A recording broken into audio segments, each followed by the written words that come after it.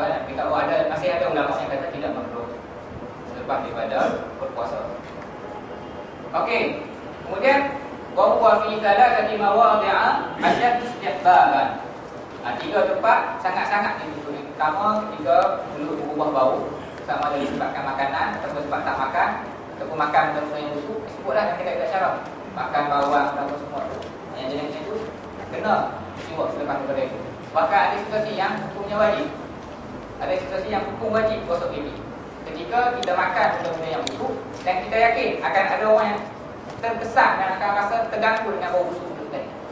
Ketika itu hukumnya wajib. Makan, tak suruhlah makanlah bau-bau yang busuk. Yang kita tahu bila kita fikir orang tu akan terkesan, orang tu akan rasa sakit hati ataupun dia tak ada akan terkesan dengan bau busuk tadi. Ketika tu diwajibkan untuk hilangkan bau. Tapi cara majoritinya hukumnya sunat.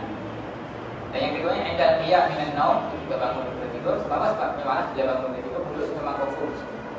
Dan yang ketiganya anda qiyam ila solat, ketika bersolat. Ketika bersolat ini disebut di sisi mazhab Syafi'i ketika setiap kali solat. Setiap kali solat yang tahu. Maknanya kalau contoh sembahyang tarawih 20 rakaat.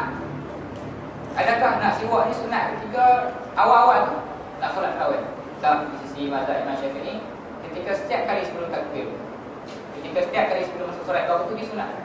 Setiap kali nak solat disunatkan siwak. Setiap kali nak solat disunatkan siwak.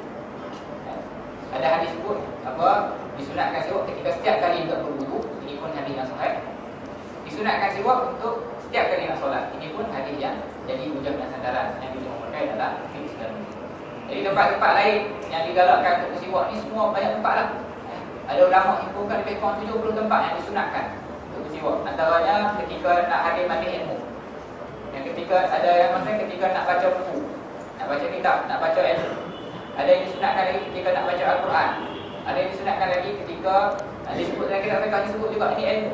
Ketika seorang suami ingin bersama dengan isterinya, disunatkan sebab nak pastikan hubungan rumah tangga itu terjaga. Ini nak pergi tidur dengan isteri ataupun nak duduk dengan dia, mulut busuk. Tak tahu pasal apa tu, kena lempang tu. Dan bagi tahu Islam menjaga lagi semua tempat.